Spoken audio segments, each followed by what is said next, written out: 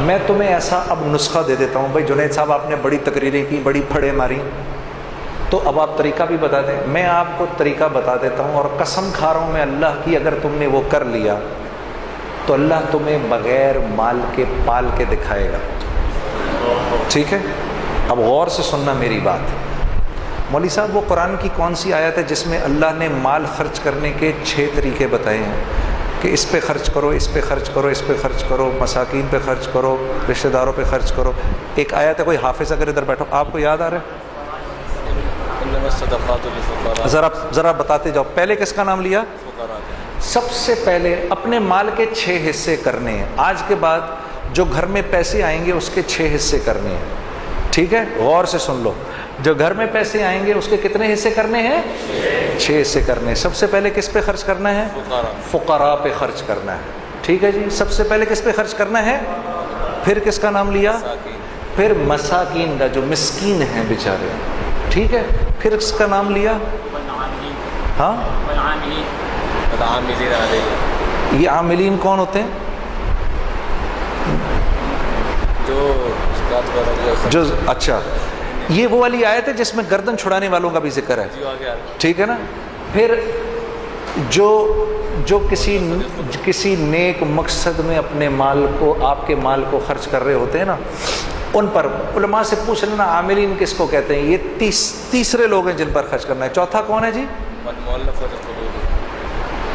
جن کو دین کے قریب کرنے کے لیے. ہاں, جن کو دین کے قریب کرنے کے لیے, یعنی جب اللہ کے راستے میں, یعنی جو قریب آ رہا ہو اس پر خرچ کرنا.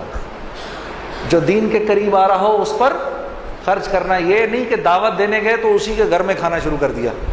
جی ہاں جی, میرا ایک دوست ہے, وہ تو یہ کرتا ہی کرتا ہے, میں اس کو سمجھاتا ہوں نہ کیا کر. وہ جس کے گھر جاتا ہے, سر ہم بیٹھے ہوئے چائے منگوا لیں گھر سے, اندر سے.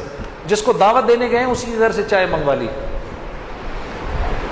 جس بندے نے مجھے وصول کیا تھا, جنید غنی نے, وہ مجھ پر پیسہ خرچ کرتا تھا اتنا کہ میں شرم کے مارے مجھے سمجھ میں نہیں آتا تھا میں کیا کہوں. میں اس کی ہر بات مان لیتا تھا. وہ مجھ پر خرچ کرتا تھا. ٹھیک ہے, 4 ہو گئے. 5واں گردنیں آزاد کرنے, جو قیدی ہوتے ہیں, جو عدالتوں میں پھنسے ہوئے ہوتے ہیں, جن پر قرض چڑھے ہوئے ہوتے ہیں, اللہ کے راستے. وابن السبیل, اور جو اللہ کے راستے میں ہوتے ہیں. 6 تو یہ ہو گئے. اپنے مال کے کرو 7 حصے, اور 7واں حصہ گھر والوں پر. اب یہ بات تو بڑی, پھر سمجھ رہو کہ پاگل ہوں نا.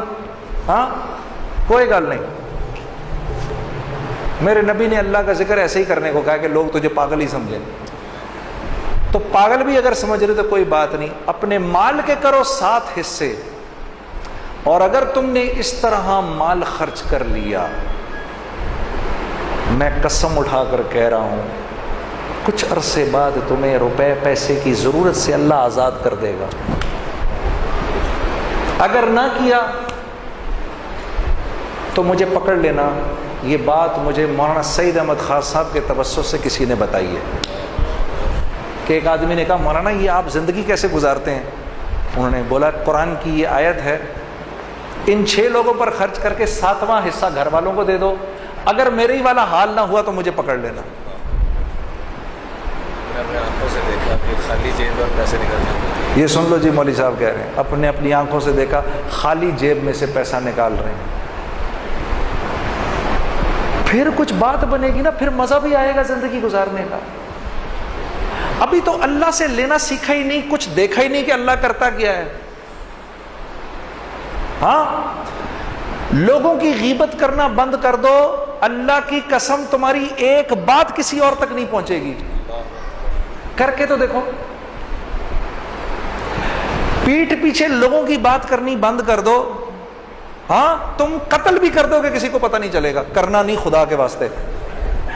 ہاں, سیال کوٹیوں کہ پتہ چلے کل کو یہ بات بھی فیس بک پہ چڑھی ہوئی ہو کہ جنید جمشید کہہ رہا ہے قتل کر دو. آج کل تو تمہارے بھائی کے پیچھے سب پڑے ہوئے ہیں نا. میرے لیے دعا کون کون کر رہا ہے؟ یا چلو میرے لیے دعا کون کون کرے گا؟ کرو گے نا.